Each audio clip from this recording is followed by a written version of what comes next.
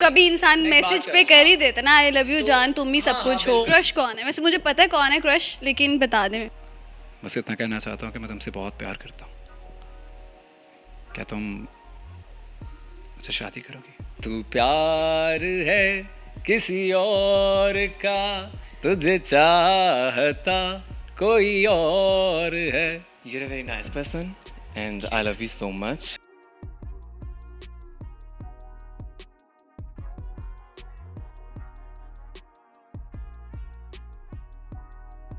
Hi everyone, अस्सलाम वालेकुम। मैं हूँ मायरा भट्ट और आप देख रहे हैं नेशनल पॉइंट। आज हम आए हैं 422 टैलेंट। बेसिकली ये एक एजेंसी है जहाँ से मॉडल्स निकलते हैं, एक्टर्स निकलते हैं। ये आपको पूरा तैयार कर देते हैं अगर आप इस फील्ड में आना चाहते हैं। सो आज हम यहाँ पर आए हैं एक्टर आसिम महमूद का इंटरव्यू करने के लिए, जिन्होंने बहुत से ड्रामा सीरियल्स में काम किया है, मूवीज़ में भी वो हमें नज़र आए हैं। उनकी लाइफ जर्नी और कितनी मुश्किलात उनको पेश आई हैं इस फील्ड में, हम वो जानने की कोशिश करेंगे। इसके अलावा उनसे टिप्स लेंगे कि अगर आप लोग इस फील्ड में आना चाहते हैं तो कौन सी टिप्स हैं जिसको फॉलो करके आप इस फील्ड में आ सकते हैं। तो चलिए आसिम से मिलते हैं।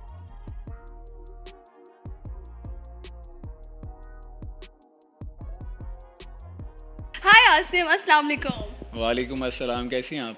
मैं बिल्कुल ठीक हूँ, आप कैसे हैं? मैं बहुत प्यारा हूँ, देख लें। वो तो हमें पता है, और दूसरा आपका मेकअप आर्टिस्ट भी जो है वो काफ़ी कमाल दिखा रहा है। आसिम, आज तो हम आपकी लाइफ के हवाले से काफ़ी कुछ जानेंगे ही, लेकिन इसके साथ साथ जो हमारे यंगस्टर्स हैं जो इस फील्ड में आना चाहते हैं, हम उनको भी काफ़ी कुछ सिखाना चाहते हैं कि कैसे ये स्क्रीन टेस्ट होता है, सब कुछ। तो आई होप आप हमें गाइड करेंगे। हाँ बिल्कुल, आप पूछें, मैं गाइड कर दूंगा इंशाल्लाह। इस इंडस्ट्री में आप कैसे आए, कैसे डेब्यू हुआ आपका? एक शो था दैट वाज कॉल्ड हीरो बनने की तरंग। उसका मैं विनर हूँ पूरे पाकिस्तान से। वो सीज़न 1 जो हुआ था, सो it was a talent Hunt show. तो वहाँ से फिर मैं आया था इंडस्ट्री में। ठीक है, आपने एक मूवी भी की थी अपने करियर के आगाज़ में, उसके हवाले से कुछ बताइएगा। अच्छा, मैंने 2 मूवीज़ की हुई हैं वैसे तो। वैसे तो अगर आप गिने तो 3 की हुई हैं। एक में गेस्ट अपीयरेंस था बालू माही में, और वैसे मैंने एक मैं हूँ शाहिद आफरीदी की थी सबसे पहले, और उसके बाद हल्ला गुल्ला की थी। मैं हूँ शाहिद आफरीदी को मैं फ़र्स्ट मूवी कंसिडर करता हूँ अपनी। बहुत अच्छा एक्सपीरियंस था, और एकदम से जो पाकिस्तान के नंबर 1 स्टार हैं हुमायूं भाई, हुमायूं सईद, उनके साथ काम करने का मौका मिला। And I was so young on that time. अभी भी हूँ, यंग ही हूँ, लेकिन मेरा मतलब कहने का ये है कि उस वक्त थोड़ा सा इमेच्योर था एक्टिंग फील्ड को लेकर। सो it was a good experience, मज़ा आया, और कैरेक्टर बड़ा मज़े का था मेरा, दीवार टीन का। So it was fun. ठीक है, अच्छा, ये सबका मेकअप हो चुका है, अब हमें वहाँ पर जाना चाहिए ताकि हम देखें आप पोज कैसे करते हैं, और हमारे यंगस्टर्स को भी आप सिखाएं और हमें भी एक्चुअली सिखाएं, ताकि हमें पता चले कि अदाकार बनने के लिए क्या एफर्ट करनी पड़ती है। सो मुश्किलात तो होती हैं, बट आपको अगर आप में डेडिकेशन है और आपकी नीयत साफ़ है तो मेरे ख्याल से रास्ते आसान होते चले जाते हैं। टाइम लगता है, लेकिन इवेंचुअली आपको मंजिल मिलती है। अच्छा, ये एक चीज़ जो बड़ी सुनने में मिलती है कि अगर किसी लड़की को यहाँ पर आना है, इस फील्ड में आना है, तो कॉम्प्रोमाइज़ भी करना पड़ता है, सेक्रीफाइस भी करना पड़ता है। ये किस हद तक ठीक बात है? सेक्रीफाइस तो ज़रूर करना पड़ता है, वो किसी भी हालत में आप करो। किस किस्म का सेक्रीफाइस? मतलब ऑब्वियसली आपको अब ज़माने की बातें सुननी पड़ती हैं। मतलब हमारे यहाँ क्या होता है कि लोग अक्सर जो ख़वातीन जो जाती हैं इस फील्ड में आती हैं, तो उनको कहा जाता है कि जी बड़ी बोल्ड हो गई है, यहाँ बहुत ज़्यादा जो है ना आवारा हो गई है, यहाँ जाती है वहाँ जाती है, अकेली घूमती रहती है। सो उस हवाले से आपको बहुत सारी चीज़ों को फेस करना पड़ता है। बट जो दूसरी बात आपने की, वो मेरा नहीं ख्याल कि वो हर जगह होता है। जैसा कि मेरा खुद भी ज़ाती एक्सपीरियंस रह चुका है, बहुत बहुत अच्छे लोग भी मौजूद हैं, लेकिन जो ओवरऑल एक बना हुआ है ना, एक परसेप्शन बना हुआ है कि भाई सब जगह ऐसी चीज़ें होती हैं, तो मेरा नहीं ख्याल ऐसा है। बहुत बहुत अच्छे घरों की लड़कियां जो हैं मैंने देखी हैं, वो इंटरनेशनली ट्रैवल भी करती हैं, काम भी कर रही हैं, सब कुछ कर रही हैं। So it depend upon you कि आप किस तरह से लेके चलते हो। अच्छा, मैं चाह रही हूँ आप साथ साथ पोज भी करें, आपके जो डायरेक्टर हैं वो आपकी पिक्चर्स भी लें, आपके टचअप्स भी हों, ताकि जो देख रहे हैं लोग उनको पता चले कि एक्चुअली प्रोसीजर होता क्या है। ऐसे ही है? अब तो मेरे ख्याल से बच्चे को पता है कि पोजिंग कैसे But करते हैं। still- कैमरा आने के बाद ना आपको पता चल जाता है। तो इंस्टाग्राम पर ऐसी बड़ी प्रोफाइल्स हैं जिन बेचारों के पास कैमरा, लेकिन उनको पता नहीं है हाउ टू पोज। तो प्लीज गाइड अस। हाँ जी, नहीं, बस आपको ये पता होना चाहिए कि आपकी कौन सी प्रोफाइल अच्छी है। जैसे मेरी लेफ़्ट प्रोफाइल जो है वो ज़्यादा अच्छी है, तो मैं ज़्यादा पिक्चर्स यूँ खिंचवाता हूँ बजाय इसके कि यूँ खिंचवाने के। सो ये पता होना चाहिए। फिर आपको ये पता होना चाहिए कि आपने जो चिन है वो आपने यूँ नहीं रखनी। कुछ लोग एटीट्यूड को ये समझते हैं कि यूँ करके पिक्चर खिंचवाते हैं, वो वैसा नहीं होता। आप उसमें डबल चिन नजर आएगी। नहीं, डबल चिन नज़र नहीं आएगी। वो ये होता है कि आपकी आई लेवल जो है आपका कैमरे से यूं नीचे एंगुलर चला जाता है, तो वो अच्छा लुक नहीं आता। तो आपको चिन अपनी जो है वो सीधी रखनी पड़ती है। मेरे 2 प्रोजेक्ट इस वक्त ऑन एयर हैं। एक जियो पे है उम्मीद के नाम से, और एक है मेरा वजूद के नाम से, वो एक्सप्रेस एंटरटेनमेंट पे। अभी ये 2 प्रोजेक्ट ऑन एयर हैं। और एक और प्रोजेक्ट मैं कर रहा हूँ, सीरियल कर रहा हूँ जियो एंटरटेनमेंट का। वो भी ऑब्वियसली जियो पे आएगा, लेकिन अभी वो लाइक उसकी शूटिंग अभी स्टार्ट हुई है। अंडररेटेड एक्टर और एक्ट्रेस कौन है जिनमें टैलेंट बहुत है लेकिन उतनी शोहरत नहीं मिली अभी तक? अंडररेटेड सबसे बड़ा जो एक नाम है वो है आसिम महमूद का जिसको अंडर एस्टिमेट किया जा रहा है, लेकिन खैर कौन अंडर एस्टिमेट कर रहा है? बहुत ज़्यादा प्यार मिलता है मुझे जितने भी डायरेक्टर और प्रोड्यूसर्स हैं उनसे। लेकिन मेरी दिली ख्वाहिश है कि मैं जितने भी बड़े डायरेक्टर्स हैं उनके साथ भी काम करूं, ताकि जो मेरे अंदर थोड़ी बहुत क्वालिटीज़ हैं एक्टिंग के लिहाज से, तो मैं अपनी उनको दिखा सकूं। बाकी ये है कि हैं कुछ लोग, मेरे ख्याल से हर एक को कभी ना कभी अल्लाह मौका देता है, थोड़ा सा सब्र करना चाहिए।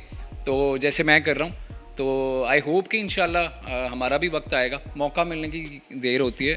तो अच्छा फैज़ी, मैं चाहूँगी आप ज़रा आके थोड़े टचअप्स करें, क्योंकि ज़रूरत पड़ने वाली है। मैं कुछ ऐसे सवाल करने लगी हूँ, शायद पसीने निकल आए और टचअप्स की ज़रूरत हो। और फैज़ी आप पहले ही आ जाएं।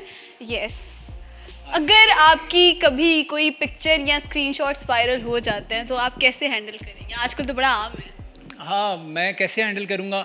अगर तो वो मेरे ही होंगे स्क्रीनशॉट, या अगर कोई खुदा ना खास्ता कोई ऐसी पिक्चर, अल्लाह ना करे वैसे, क्योंकि ऐसी हरकतें ही नहीं है तो होगा ही नहीं कभी ऐसा। लेकिन मतलब कभी इंसान मैसेज पे कर ही देता ना, आई लव यू जान, तुम ही सब कुछ हो। बिल्कुल बिल्कुल। तो अगर मैंने किया होगा तो मैं उस बात को ऑन करूँगा कि हाँ भाई मैंने ही किया हुआ। अच्छा, वैसे कभी किया? हाँ, हो जाती हैं चीज़ें। हुई हुई है। हाँ, हो जाती हैं। नहीं मतलब ऐसे नहीं होता कि कोई चीज़ मेरी मतलब लीक आउट कोई चीज़ हो जाए, ऐसा नहीं हुआ। बट मैं ये कह रहा हूँ कि ये चीज़ें तो होती हैं, बट आपको ऑन करना चाहिए कि हाँ भाई हाँ किया है, और अगर नहीं किया तो नहीं किया। फिर जो दुनिया जो भी समझे, आपको कोई फ़र्क नहीं पड़ना चाहिए। बी ऑनेस्ट कि कभी आपने शूट के दौरान अपनी किसी फीमेल एक्ट्रेस के साथ फ्लर्ट किया हो? नहीं, मैं काम की जगह पे ऐसा कभी नहीं करता। काम के बाद कट देन काम की जगह पर मतलब ये है कि अगर मेरी फीमेल को स्टार है, मैं उनके साथ काम कर रहा हूँ, तो मैं कभी ऐसी चीज़ नहीं करता, क्योंकि वो मेरा रिस्क है। तो मैं उसके साथ बेईमानी नहीं कर सकता कि भाई वहाँ पे जाके मैं अपना जो मेरा मेन फोकस है वहाँ से हट के मैं किसी के साथ फ्लर्ट करना शुरू कर दूँ। तो जितनी भी एक्ट्रेसेस मेरे साथ काम कर चुकी हैं, दे ऑल न्यू कि भाई मैंने कभी ऐसा कभी हरकत नहीं। क्रश कौन है? वैसे मुझे पता है कौन है क्रश, लेकिन बता दें एक्ट्रेस। यार बदलती रहती हैं। जो लास्ट मैं बताऊँ कौन थी? सारा खान। हाँ, अभी भी वही है सारा खान। बेशक उनकी शादी हो गई है, मैं उनको मुबारकबाद पेश करता हूँ, लेकिन क्रश तो क्रश रहता है यार। आपके चेहरे पे कितना दुख है। इंसान स्माइल के साथ किसी को मुबारकबाद दे तो समझ भी आए, लेकिन मैं मुबारकबाद सारा, देता हूँ। आपको बहुत मुबारक हो, आपकी शादी फलक से हुई है, और आई एम रियली हैप्पी। अच्छा, फलक क्योंकि एक सिंगर हैं, तो सारा मैं आपको बता दूं आसिम भी बहुत बेहतरीन सिंगर हैं। तो आप सारा के लिए कोई गाना गुनगुनाना चाहें? हाँ।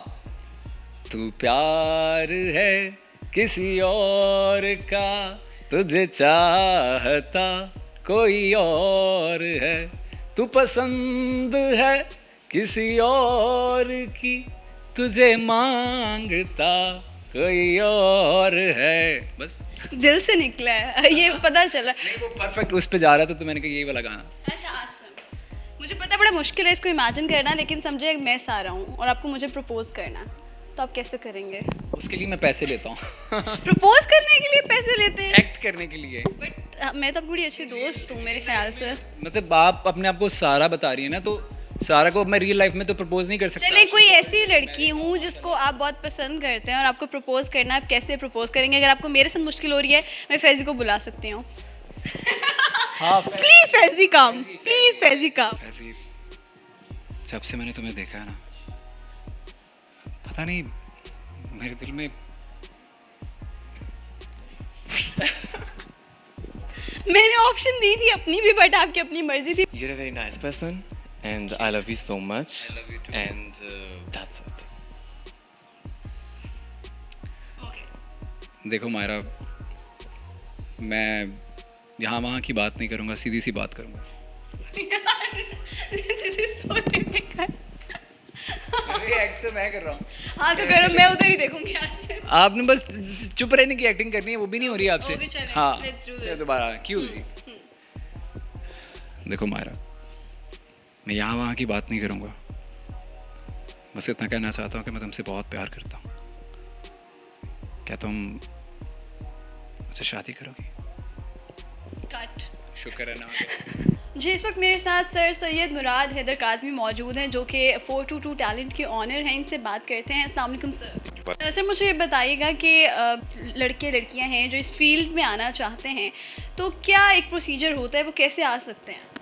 देखें, सबसे पहले तो जो भी बच्चे बच्चियाँ आते हैं उनको अपने घर में पता होना चाहिए कि उनके अंदर कितनी पोटेंशियल है, उनके अंदर कितना टैलेंट है। और जो भी बच्चा बच्ची किसी के पास भी जाता है तो पहले वो अपना होमवर्क करके जाए कि ये किसके पास जा रहा है, ये कौन लोग हैं और ये क्या कर सकते हैं, क्योंकि we don't have any shortcuts. ठीक है, I am a very strong believer of merit. और जब आपके अंदर टैलेंट होता है तो उसको आई थिंक कोई बंदा रोक नहीं सकता। कुछ दुश्वारियाँ होती हैं मगर उसको कोई चीज़ रोक नहीं सकती। You can take a man out of a bush but you can't take a bush out of a man. यानी अगर कोई भी लड़का लड़की इंटरेस्टेड है इस फील्ड में तो यहाँ पर आ सकता है 422 टैलेंट, और आपसे मुलाकात कर सकता है और अपना ख्वाब पूरा कर सकता है। ख्वाब तो अल्लाह पूरे करता है, मगर ये कि हम कोशिश पूरी कर सकते हैं। Thank you so much sir, thank you. Back to Asim. Asim, बहुत मज़ा आया आज आपसे मिलकर, बातें करके। काफ़ी आपने अच्छे मैसेज भी दिए यंगस्टर्स को, और बड़ी अच्छी गुफ्तगू आपने की है। हालांकि आपने कोशिश बहुत की है कि कोई ऐसी चीज़ निकल आए जो कंट्रोवर्शियल बन जाए, लेकिन सीरियसली हाँ लिटरली वो हो गया। आपने मुझे प्रपोज कर दिया, अब एडिट करना मेरा कमाल है। Thank you so much Asim, it was lovely meeting you. बहुत मज़ा आया आपसे बातचीत करके। लास्ट पर मैं चाहूँगी कि जितने भी देखने वाले हैं, आपके फैंस हैं, नेशनल पॉइंट के फॉलोअर्स हैं, उनके लिए आप कोई मैसेज दे दें। सबके लिए मैसेज एक छोटा सा है कि जितना हो सके पॉजिटिविटी को प्रमोट करें। जो पाकिस्तान की अच्छी चीज़ें हैं, जो लोगों की अच्छी चीज़ें हैं, जो सेलिब्रिटीज़ की अच्छी चीज़ें हैं, उनको बाहर लेकर आएँ, रादर दैन दिस कि आप हर वक्त तनकीद करते रहें। सो पॉजिटिव रहेंगे तो आपको नींद भी अच्छी आएगी और दिल भी खुश रहेगा। Thank you so much. मैं उम्मीद करती हूँ कि आपको आज का इंटरव्यू अच्छा लगा होगा। हमें ज़रूर बताइएगा कि आपको आज का इंटरव्यू कैसा लगा। इसके अलावा अगर आसिम से कोई भी सवाल आप करना चाहते हैं तो वो भी आप कर सकते हैं। अपना रखिएगा ढेर सारा ख्याल। Take care. अल्लाह हाफिज़।